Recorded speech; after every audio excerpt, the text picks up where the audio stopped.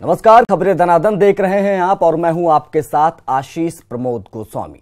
आज बीजेपी केंद्रीय चुनाव समिति की बैठक है जिसमें लोकसभा चुनाव के उम्मीदवारों की पहली लिस्ट आ सकती है। यूपी, उत्तराखंड समेत दूसरे राज्यों की कई सीटों पर फैसला हो सकता है। खबर है कि जिन सांसदों का रिपोर्ट कार्ड अच्छा नहीं है उनका टिकट कट सकता है और ऐसे में करीब 25% सांसदों का टिकट कटने की संभावनाएं। लखनऊ में भी बीजेपी कार्यालय में पार्टी की कोर कमेटी की बैठक हुई। बैठक में यूपी प्रभारी जेपी नड्डा, सीएम योगी और दोनों डिप्टी सीएम मौजूद रहे। लोकसभा चुनाव को लेकर बीएसपी ने उम्मीदवारों का नाम फाइनल कर लिए हैं। आज बीएसपी उम्मीदवारों की लिस्ट घोषित कर सकती है। कांग्रेस ने लोकसभा चुनाव के उम्मीदवारों की तीसरी लिस्ट जारी कर दी है। तीसरी लिस्ट में 18 उम्मीदवारों के नाम है। बाराबंकी से पीएल पुनिया के बेटे तनिज पुनिया चुनाव लड़ेंगे। कांग्रेस की तीसरी लिस्ट में मेघालय से मुकुल संगमा समेत 2 को टिकट दिया गया है। वहीं असम से सुष्मिता देव और गौरव गोगोई समेत 5 उम्मीदवारों के नाम शामिल हैं। सुष्मिता देव सिलचर से चुनाव लड़ेंगे। न्यूज 18 के सबसे बड़े इंटरव्यू में गृह मंत्री राजनाथ सिंह ने बड़ा खुलासा किया है। गृह मंत्री ने कहा कि पिछले 5 साल में सेना ने 2 नहीं बल्कि 3 स्ट्राइक किए हैं। तीसरे स्ट्राइक के बारे में उन्होंने बताने से इनकार किया। लोकसभा चुनाव को लेकर गृह मंत्री राजनाथ सिंह के आवास पर बैठक हुई। बैठक में यूपी प्रभारी जेपी नड्डा और यूपी बीजेपी अध्यक्ष महेंद्र नाथ पांडे मौजूद रहे। बैठक में टिकटों को लेकर चर्चा की गई। शिवपाल यादव ने कांग्रेस से गठबंधन की अटकलों पर विराम लगा दिया है। उन्होंने कहा है कि कांग्रेस ने सिर्फ लटकाने का काम किया है। समाजवादी पार्टी ने अपने 4 उम्मीदवारों की लिस्ट जारी कर दी है। लिस्ट में संभल से शफीकुर रहमान को प्रत्याशी बनाया गया है। मुलायम सिंह यादव ने अपर्णा यादव को यहां से टिकट देने की मांग की। संभल सीट पर डॉक्टर शफीकुर रहमान बर्क को सपा का टिकट मिलने पर संभल में सपा समर्थकों ने खूब मिठाई बांटी, आतिशबाजी चलाई और जमकर नारे लगाए। कांग्रेस महासचिव प्रियंका गांधी 3 दिवसीय पूर्वांचल दौरे पर आने वाली हैं। प्रियंका गांधी 18, 19 और 20 मार्च को पूर्वांचल क्षेत्र में रहेंगी। प्रियंका गांधी 18 को प्रयागराज, 19 को मिर्जापुर और 20 को वाराणसी दौरे पर रहेंगी। इस दौरे के दौरान कार और स्टीमर का सहारा लेंगे, साथ ही कई कार्यक्रमों में भी हिस्सा लेंगे। प्रयागराज में कांग्रेस नेता प्रमोद तिवारी ने मोदी सरकार की उपलब्धियों पर कटाक्ष किया है। उन्होंने कहा है कि अगर गंगा में जलयान उनकी सरकार की उपलब्धि है तो देश में अब तक जो भी विकास हुआ है वो कांग्रेस की उपलब्धि है। कांग्रेस का प्रतिनिधिमंडल चुनाव आयोग पहुंचा जिसमें कांग्रेस के वरिष्ठ नेता आरपीएन सिंह, प्रणब झा समेत कई नेता शामिल थे। कांग्रेस ने चुनाव आयुक्त से मिलकर पीएम मोदी के देश भर में पेट्रोल पंप, रेलवे स्टेशन और एयरपोर्ट पर लगे पोस्टर को हटाने की मांग की। यूपी में गठबंधन की संयुक्त रैलियों का खाका तैयार कर लिया गया है। माना जा रहा है कि 12 रैलियों के जरिए मायावती, अखिलेश, जयंत और अजीत सिंह मिलकर जान फूकेंगे। गठबंधन के दोनों नेता 12 संयुक्त रैलियां करेंगे। रैलियों की शुरुआत 7 अप्रैल को देवबंद से होगी। 8 अप्रैल को मेरठ लोकसभा सीट के लिए रैली होगी। गठबंधन की 12 संयुक्त रैलियों में से 3 में से 4 रैलियों में अजीत सिंह, जयंत भी मौजूद रहेंगे और एक ही मंच पर चारों नेता रैलियों को संबोधित करेंगे। वहीं बसपा ने आंध्र प्रदेश और तेलंगाना में टॉलीवुड के सुपरस्टार पवन कल्याण की जनसेना पार्टी के साथ गठबंधन किया है। बसपा लोकसभा चुनाव में आंध्र प्रदेश और तेलंगाना में प्रत्याशी उतारने के साथ आंध्र प्रदेश में होने वाले विधानसभा चुनाव में भी अपने उम्मीदवार उतारेगी। बीजेपी से नाराजगी के बीच अपना दल की बात बीजेपी के साथ बन गई है। अब अपना दल 2 सीटों पर उम्मीदवार उतारेगा। मिर्जापुर सीट से अनुप्रिया पटेल ही चुनाव लड़ेंगी। रामपुर पहुंचे प्रदेश सरकार के कैबिनेट मंत्री धर्मपाल सिंह ने सपा बसपा पर निशाना साधा। साथ ही कहा कि लोकसभा चुनाव में बीजेपी प्रचंड बहुमत के साथ जीतेगी। बीजेपी की बागी नेता और पटना साहिब से सांसद शत्रुघ्न सिन्हा ने इशारों में बीजेपी छोड़ने का ऐलान कर दिया। उन्होंने बड़े ही शाराना अंदाज में ट्वीट किया है कि मोहब्बत करने वाले कम न होंगे, शायद तेरी महफिल में हम न होंगे। दिल्ली से भीम आर्मी के चीफ चंद्रशेखर ने केंद्र और प्रदेश सरकार पर जमकर हमला बोला। उन्होंने आरोप लगाया है कि जानबूझकर प्रदेश सरकार ने पदयात्रा को रोका है। बसपा के संस्थापक काशीराम की जयंती के अवसर पर बीएसपी अध्यक्ष मायावती ने लखनऊ में उनकी प्रतिमा पर माल्यार्पण किया। इस मौके पर मायावती ने कहा कि समताल पूर्वक समाज के लिए काशीराम ने अहम योगदान दिया है। उन्नाव के बीजेपी सांसद साक्षी महाराज ने एक बार फिर से विवादित बयान दिया। उन्होंने कहा है कि चुनाव देश का आखिरी चुनाव है और 2024 में चुनाव नहीं होगा। साक्षी महाराज ने यह बयान उस वक्त दिया जब वो समर्पण निधि कार्यक्रम को संबोधित कर रहे थे। उन्होंने कहा कि चुनाव देश के नाम पर लड़ा जा रहा है। साक्षी महाराज ने कार्यकर्ताओं से पूरी तत्परता से चुनाव में लगातार प्रत्याशी को जिताने की अपील की। सपा नेता आजम खान द्वारा बनवाए गए उर्दू गेट को तोड़े जाने वाले आरपीएस स्कूल खाली कराए जाने के मामले में इलाहाबाद हाईकोर्ट ने यूपी सरकार और रामपुर को अपना जवाब दाखिल करने के लिए 2 हफ्ते की मोहलत दी है।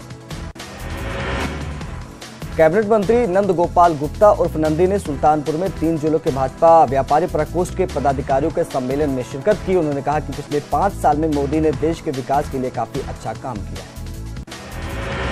केंद्रीय विज्ञान और तकनीकी मंत्री डॉक्टर हर्षवर्धन ने नोएडा में 2 दिवसीय इंटरनेशनल मैनेजमेंट रिसर्च कॉन्फ्रेंस का उद्घाटन किया। इस मौके पर डॉक्टर हर्षवर्धन ने आम आदमी पार्टी और राहुल गांधी दोनों पर निशाना साधा। उन्होंने कहा कि राहुल गांधी को प्रधानमंत्री का सर्टिफिकेट देने की आवश्यकता नहीं है। 2 महीने में चुनाव होने हैं और सारी चीजें सामने आ जाएंगी। लखनऊ में राज्यपाल राम नाईक ने फ्रांस के राजदूत अलेक्जेंडर जिगलर से मुलाकात की। इस मौके पर राज्यपाल ने कहा कि भारत और फ्रांस के विद्यार्थियों के आदान प्रदान से एक नया शैक्षिक वातावरण निर्माण होगा। हरदोई में पशुपालन विभाग की ओर से मतदाता जागरूकता रैली निकाली गई। जिलाधिकारी ने रैली को हरी झंडी दिखाकर रवाना किया। पशुपालन विभाग के सभी डॉक्टर और कर्मचारियों ने रैली को सफल बनाने में सहयोग प्रदान किया। लोकसभा चुनाव के लिए इस बार चुनाव आयोग ने प्रत्याशियों के लिए कड़े नियम बनाए हैं और इन नियमों से हर प्रत्याशी को गुजरना होगा। अगर कोई प्रत्याशी इन नियमों का पालन नहीं करता है तो उसके खिलाफ सख्त कार्रवाई की जाएगी। इटावा में लोकसभा चुनाव को निष्पक्ष कराने के लिए पुलिस प्रशासन तैयारियों में जुट गया है। इसके लिए 2 कंपनी पैरामिलिट्री फोर्सेस भी इटावा में आवंटित कर दी गई हैं। मतदान के 48 घंटे पहले से ये सभी फोर्स अपनी ड्यूटी ग्रहण कर लेंगी। इटावा में प्राइमरी स्कूलों में बच्चों को आकर्षित करने के लिए रंग रोगन और फूल पत्तियों की चित्रकारी की गई, लेकिन कांग्रेस पार्टी ने इसे पोलिंग बूथों पर ही बीजेपी का प्रचार माना है और निर्वाचन आयोग ने शिकायत की है। शिकायत के बाद निर्वाचन आयोग ने इस मामले में तत्काल कार्रवाई करते हुए बेसिक शिक्षा अधिकारी को निर्देश दिए हैं कि सभी स्कूलों से कमल के फूल के निशान को या तो चुनाव तक रुकवा दिए जाएं या फिर पेंट कराकर इन्हें मिटा दिए जाए। मऊ के जिला अस्पताल में पोषण पुनर्वास केंद्र स्वास्थ्य विभाग बच्चों को कुपोषित से मुक्त दिलाने के अभियान में पल्ला झाड़ते नजर आए। बेड की तुलना में यहां आधे बच्चे भी नहीं थे। यूपी के मुजफ्फरनगर में नवविवाहिता के साथ गैंगरेप का मामला सामने आया है। नवविवाहिता के पति और नंदोई ने गैंगरेप की घटना को अंजाम दिया। सोनभद्र में एक महिला और 2 भाइयों ने पुलिसकर्मियों पर महिला से दुर्व्यवहार का आरोप लगाया है और जमकर मारपीट की है। इस मामले में 2 युवकों को जेल भेज दिया गया है। मेरठ के कचहरी परिसर में 2 पक्षों में जमकर मारपीट हुई, जिसमें एक महिला समेत 2 लोग बुरी तरह से घायल हो गए। मुजफ्फरनगर के सिखेला थाना इलाके में उच्च प्राथमिक स्कूल में दबंगों ने कब्जा कर व्यायामशाला बना दिया। इसकी शिकायत करने के बाद भी प्रशासन कार्रवाई करने को तैयार नहीं। मिर्जापुर में बदमाशों ने एक व्यापारी की हत्या कर दी। बताया जा रहा है कि व्यापारी सोने चांदी का कारोबार करता था। पुलिस छानबीन में जुटी है। मामला देहात कोतवाली क्षेत्र का है। कानपुर के टिकरिया गांव में जहरीली शराब से अजमेर सिंह की मौत हो गई। परिजनों के मुताबिक रात में तबीयत बिगड़ने के बाद इलाज के लिए ले जाया गया, लेकिन इसकी मौत हो गई। फिलहाल पुलिस जांच में जुटी है। आगरा के सिकंदरा थाना क्षेत्र के सेक्टर 12 में बदमाशों ने एटीएम को अपना निशाना बनाया। बदमाशों ने एटीएम तोड़कर लाखों रुपए लूट लिए, साथ ही सीसीटीवी कैमरा भी तोड़ दिया। बरेली के नजरगंज में मकान खाली कराने गए मकान मालिक को किराएदारों ने मिलकर पीट कर अपमारा कर दिया। सिर में गंभीर चोट आने के कारण मकान मालिक की मौत हो गई। मकान मालिक की मौत के बाद परिजनों ने थाने में शव रखकर हंगामा किया। अमेठी के मुंशीगंज थाना क्षेत्र के उलरा गांव में दबंगों ने बुजुर्ग को लाठी डंडों से पीटकर लहूलुहान कर दिया। इलाज के दौरान बुजुर्ग की मौत हो गई। नाराज ग्रामीणों ने पुलिस के खिलाफ नारेबाजी कर हाईवे को जाम कर दिया। कानपुर के चकेरी थाना इलाके में नशेबाजी को लेकर जनजातियों और बारातियों में मारपीट हो गई। दूल्हे के नशे में होने की बात सुनकर दुल्हन ने शादी करने से इनकार कर दिया। घंटों थाने में चली पंचायत के बावजूद भी कोई हल नहीं निकला। लखनऊ में गोमती रिवर फ्रंट पर युवती से छेड़छाड़ का मामला सामने आया है। वहां मौजूद लोगों ने आरोपी टेम्पो ड्राइवर को पीट कर पुलिस के हवाले कर दिया। सीतापुर के राला मऊ इलाके के इलाहाबाद बैंक में एक बैंक मित्र पर 50 लाख से अधिक की ठगी का आरोप लगाया। आरोप है कि 200 लोगों को चूना लगाया गया। रिटायर आईएएस नेतराम के ठिकानों पर इनकम टैक्स की छापेमारी करीब 80 घंटे बाद खत्म हो गई। आईटी ने नेतराम के ठिकानों पर 300 करोड़ की काली कमाई से जुड़े दस्तावेज जब्त किए। साथ ही 30 शेल कंपनी और कुछ बोगस कंपनियों का भी पता चला है। सीबीआई ने आगरा के डॉक्टर भीमराव अंबेडकर विश्वविद्यालय में छापेमारी की। आरोप है कि फर्जी कागजात भीमराव अंबेडकर विश्वविद्यालय में बनवाए गए थे, जिसके आधार पर कई लोगों को नौकरी मिली। आगरा में नकली रिफाइंड तेल और सोयाबीन का जखीरा बरामद हुआ है। मिलावटखोर नकली रिफाइंड तेल और सोयाबीन का तेल बनाकर नामी ब्रांडेड कंपनियों के डब्बों में भरकर बेचते थे। खाद्य विभाग की टीम ने जब छत्ता क्षेत्र के बजरिया में छापा मारा तो मिलावट का पता चला। सोनभद्र के रायपुर थाना क्षेत्र की सीमा से सटे बिहार बॉर्डर पर संदिग्ध हथियारबंद लोगों को देखने के बाद जिले की पुलिस अलर्ट पर आ गई है। इन हथियारबंद लोगों के नक्सली होने की संभावना जताई जा रही है। पुलिस को एक चरवाहे ने इन हथियारबंद लोगों के बारे में सूचना दी। एसपी का कहना है कि गंभीरता को देखते हुए बीते 3 दिनों से पुलिस और पीएससी और सीआरपीएफ के 100 से अधिक लोग संयुक्त कॉम्बिंग में लगे हुए हैं। बहराइच में अपराधियों की धरपकड़ अभियान में रूपबिहा पुलिस ने नेपाल बॉर्डर से 50 लाख की हेरोइन के साथ 2 नेपाली तस्कर गिरफ्तार किए हैं। हेरोइन की अंतर्राष्ट्रीय बाजार में कीमत 50 लाख बताई जा रही है। पुलिस संबंधित धाराओं के दौरान तस्करों के खिलाफ कार्रवाई करेगी। गोरखपुर पुलिस ने चर्चित रविंद्र निषाद दंपति डबल मर्डर का सनसनीखेज खुलासा किया। पुलिस के मुताबिक उसके तांत्रिक दोस्त ने ही डबल मर्डर की वारदात को साजिश रचते समय अंजाम दिया। आजमगढ़ के सिघारी थाना क्षेत्र के बिठौली पुलिस ने एक बदमाश को गिरफ्तार किया। उसके बाद बदमाश ने दावा किया कि जेल से बाहर आकर फिर लूटपाट को अंजाम देगा। अमरोहा में सफाई कर्मचारियों की गुहार ना सुनना पुलिस को भारी पड़ गया। गुस्साए सफाई कर्मचारियों ने NH 24 पर स्थित जोया पुलिस चौकी में तोड़फोड़ कर दी। लोगों का गुस्सा देखकर पुलिसकर्मियों ने चौकी छोड़कर अपनी जान बचाई। सोनभद्र में पुलिसकर्मियों से मारपीट का एक वीडियो वायरल हो रहा है। ये वीडियो 7 मार्च का बताया जा रहा है। पड़ोसी से नाली के विवाद में एक महिला ने पुलिसकर्मियों पर नशे में दुर्व्यवहार करने का आरोप लगाकर उनकी पिटाई की। चित्रकूट में पुलिस ने छापा मारकर 12 क्विंटल लहन के साथ 50 लीटर अवैध शराब बरामद की है। लोकसभा चुनाव को देखकर पुलिस शराब माफियाओं के खिलाफ अभियान चला रही है। हरदोई के मजिला थाना क्षेत्र में पुलिस ने ऑटो लिफ्टर गैंग का खुलासा किया। गैंग के सदस्यों के पास से असलहा और चोरी की कई बाइकें बरामद की गई। इन बदमाशों पर कई थाने में आपराधिक मुकदमे दर्ज हैं। कानपुर देहात में तेज रफ्तार ओवरलोडेड डंपर ने बाइक को टक्कर मार दी, जिसमें हादसे में दोनों की मौके पर मौत हो गई। जिसके बाद आक्रोशित लोगों ने चालक की जमकर पिटाई की। कानपुर के चकेरी थाना क्षेत्र के जाजमऊ में तेज रफ्तार बस ने साइकिल में टक्कर मार दी, जिसमें साइकिल सवार युवक की मौत हो गई जबकि दूसरा गंभीर रूप से जख्मी हो गया। आक्रोशित लोगों ने जाजमऊ पुल पर जाम लगाया। फिरोजाबाद के नगला खंगर थाना क्षेत्र में आगरा लखनऊ एक्सप्रेसवे पर डायल 100 की गाड़ी समेत 4 वाहन आपस में टकरा गए। हादसे में एक पुलिसकर्मी समेत 6 लोग घायल हो गए, जिन्हें जिला अस्पताल रेफर किया गया। कानपुर देहात की अकबरपुर कोतवाली थाना क्षेत्र में एक बस की तेज रफ्तार से टक्कर मार दी। हादसे में एक व्यक्ति की मौके पर मौत हो गई, वहीं 2 लोग गंभीर रूप से घायल हो गए। उन्नाव के बिहार थाना क्षेत्र के सुमेरपुर में एक मकान में शॉर्ट सर्किट में आग लग गई। आग लगने से करीब एक महिला झुलस गई, बाद में उसकी मौत हो गई। पुलिस ने शव को कब्जे में लेकर पोस्टमार्टम के लिए भेज दिया है। ललितपुर की तालबेहटा तहसील के तरलुआ रेलवे ट्रैक पर प्रेमी युगल का शव मिलने से सनसनी फैल गई। प्रेमी ने एक दिन पहले ही प्रेमिका के पति की हत्या की थी। बाद में पश्चाताप के कारण दोनों ट्रेन के आगे कूदकर आत्महत्या कर। अयोध्या जनपद में एक युवा टीचर का शव कमरे के पंखे से लटका मिला। मौके से पुलिस को एक सुसाइड नोट भी मिला है, जिसमें उसने अपनी मौत का जिम्मेदार खुद को बताया। ग्रेटर नोएडा प्राधिकरण के सीईओ के सामने पूर्व संविदा कर्मचारियों ने जहरीला पदार्थ खाकर आत्महत्या का प्रयास किया। वो नौकरी से निकलने जाने के लिए नाराज चल रहे थे। उसे इलाज के लिए अस्पताल में भर्ती कराया गया।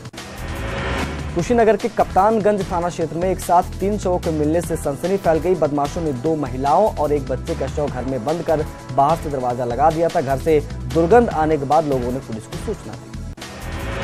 अंबेडकर नगर के एकलव्य स्टेडियम में 3 दिवसीय राज्य सीनियर महिला हैंडबॉल प्रतियोगिता का आयोजन किया जा रहा है। 16 मार्च तक चलने वाली इस प्रतियोगिता में प्रदेश की 10 टीमें भाग ले रही हैं। बरसाना में विश्व प्रसिद्ध लठमार होली शाम को भी बड़े उत्साह और उमंग के साथ खेली गई। राधा रानी रूपी गोपियां नंदगांव के कृष्ण रूपी होलियों में जमकर लाठियां चलाई। हंसी ठिठोली, गोली और अबीर गुलाल और लाठियों से खेली गई होली का आनंद देश विदेश से कोने कोने से श्रद्धालु पहुंचे।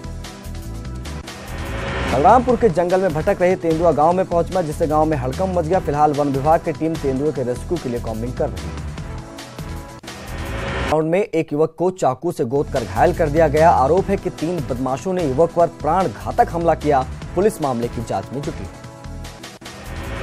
आज होने वाली प्रदेश में राहुल गांधी की रैली से पहले आज कांग्रेसियों ने बाइक रैली निकाली। कांग्रेस प्रदेश कार्यालय से प्रदेश अध्यक्ष प्रीतम सिंह ने कल बाइक रैली को रवाना किया। इसके बाद रैली शहर के अलग अलग इलाकों में गई और राहुल गांधी की रैली में शामिल होने के लिए सभी को संदेश दिया।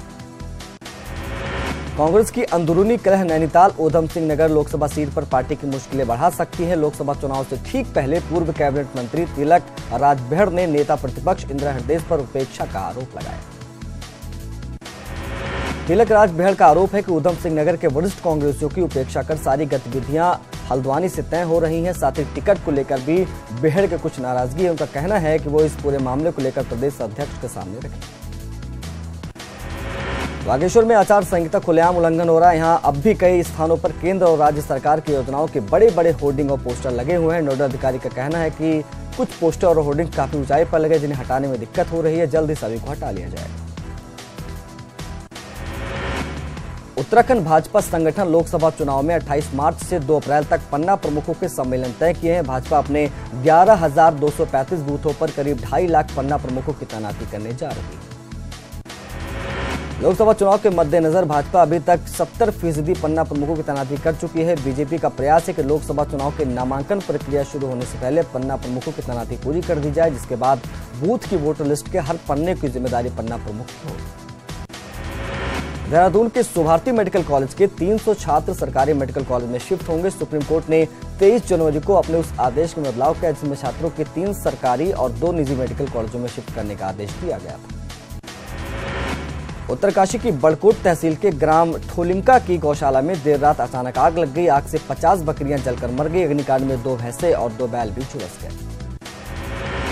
देहरादून के पौष इलाके में सुबह 4:25 पर जबरदस्त विस्फोट हुआ। यह विस्फोट बसंत विहार इलाके के IDBP रोड पर स्थित एक कॉम्प्लेक्स में हुआ। विस्फोट के मकान में आग लग गई। उसके बाद वहां सूचना पर पहुंची पुलिस ने दमकल कर्मियों ने आग पर काबू पाया। हालांकि धमाका कैसे हुआ इसकी जानकारी अब तक स्पष्ट नहीं हो पाई। रुद्रप्रयाग के देवरिया तालाब में लापता पर्यटकों SDRF की टीम सुरक्षित रेस्क्यू कर लिया है। रास्ता भटकने के कारण एक गाइड समेत 3 विदेशी पर्यटक लापता हो गए थे। 2 दिनों बाद SDRF टीम ने इन्हें ढूंढ निकाला। हाईकोर्ट ने कॉर्बेट पार्क के ढिकाला जोन में पर्यटकों के लिए नए वाहन खरीद पर रोक लगा दी है। साथ ही पार्क के निदेशक से पूरे मामले पर शपथ पत्र दाखिल करने का जवाब तलब किया गया है। नवंबर 2018 पर्यटकों के लिए 4 कैंटर सफारी वाहनों की निविदा निकाली गई। पोस्टल डिपार्टमेंट द्वारा आयोजित की गई 2.5 आखर नाम से एनुअल लेटर राइटिंग कंपटीशन के विजेताओं को शुक्रवार को देहरादून में सम्मानित किया गया। उत्तराखंड में कुल 12 विजेताओं को chief postmaster general colonel Sukhdev Raj ने सम्मानित किया। 4 कैटेगरीज में आयोजित किए गए कंपटीशन का आइडिया लेटर राइटिंग की परंपरा को आगे बढ़ाना है। कंपटीशन में आई हजारों एंट्रीज में से राज्यों में विजेता चुने जाते हैं। इन्हीं में से फिर राष्ट्रीय लेवल कंपटीशन के लिए सेलेक्ट किए जाते हैं। ऋषिकेश एम्स जल्द ही रायवाला प्राथमिक चिकित्सा केंद्र में OPD शुरू करने जा रहा है, जिसमें आसपास के 5 गांव को इसका सीधा फायदा मिलेगा। एम्स ऋषिकेश और जिला स्वास्थ्य विभाग के बीच OPD शुरू करने की कवायद शुरू हो गई। एम्स के साथ स्वास्थ्य विभाग के अधिकारियों का OPD शुरू करने को लेकर करार हो गया है। होली के त्योहार को देखते हुए कॉर्बेट टाइगर रिजर्व में अलर्ट जारी कर दिया गया। यहां संवेदनशील क्षेत्र में गश्त बढ़ा दी गई है। कॉर्बेट के निदेशक राहुल ने न्यूज 18 को बताया कि इस सीजन में अब गर्मी भी बढ़ने लगी है, इसलिए वन्यजीव वाटर होल और स्रोतों के आसपास अधिक पाए जाते हैं। कर्मचारियों की छुट्टियों पर भी रोक लगा दी गई। अल्मोड़ा बसंत ऋतु के आगमन पर पर्व फूलदेई धूमधाम से मनाया गया। ये पर्व चैत्र माह की संक्रांति को मनाया जाता है। इस दिन कुमाऊं में इसे फूलदेई के रूप में माना जाता है। सुबह से ही लड़कियां घर से दरवाजे को पूजा करती हैं। कन्याओं को दरवाजे की पूजा के बाद चावल गुड़ के साथ पैसे भी दिए जाते हैं। न्यूजीलैंड की 2 मस्जिदों में हमले में 49 लोगों की मौत हो गई, जबकि बांग्लादेश की क्रिकेट टीम बाल बच गई। वहीं 9 भारतीय नागरिक भी लापता हैं। न्यूजीलैंड के प्रधानमंत्री जेसिंडा अर्डर्न ने कहा है कि यह सुनियोजित आतंकी हमला था। हमलावर दक्षिणपंथी ऑस्ट्रेलियाई नागरिक है। प्रधानमंत्री जेसिंडा अर्डर्न ने न्यू प्लोमाइट मीडिया को संबोधित करते हुए क्राइस्टचर्च की घटना को न्यूजीलैंड के इतिहास की सबसे खराब घटना बताया। पुलिस ने इस घटना के बाद 4 लोगों को हिरासत में लिया है। घटना के बाद बांग्लादेशी क्रिकेट टीम के खिलाड़ी तमीम इकबाल ने ट्वीट कर कहा, गोलीबारी में पूरी टीम बाल बच गई। बेहद डरावना अनुभव था। बताया जा रहा है कि घटना के बाद बांग्लादेश के खिलाड़ी किसी तरह से मस्जिद से सुरक्षित निकलने में सफल रहे। आंध्र प्रदेश के पूर्व मंत्री YS विवेकानंद रेड्डी की संदिग्ध स्थिति में मौत हो गई। हालांकि उनकी मौत की वजह हार्ट अटैक बताई जा रही है, लेकिन उनके PA इसे संदिग्ध मौत बताया है। रेड्डी के शरीर पर कुछ चोटों के निशान भी पाए गए हैं। बताया गया है कि विवेकानंद रेड्डी पूर्व मुख्यमंत्री YS राजशेखर रेड्डी के भाई हैं और YSR कांग्रेस के बड़े नेता भी हैं। आईपीएल स्पॉट फिक्सिंग मामले में आजीवन प्रतिबंध का सामना कर रहे क्रिकेटर श्रीसंत को सुप्रीम कोर्ट से राहत मिल गई है। जस्टिस अशोक भूषण और जस्टिस के.एम. जोसेफ की पीठ ने श्रीसंत पर लगे आजीवन प्रतिबंध को हटा दिया है। साथ ही बीसीसीआई को श्रीसंत की सजा पर फिर से विचार करने को कहा है।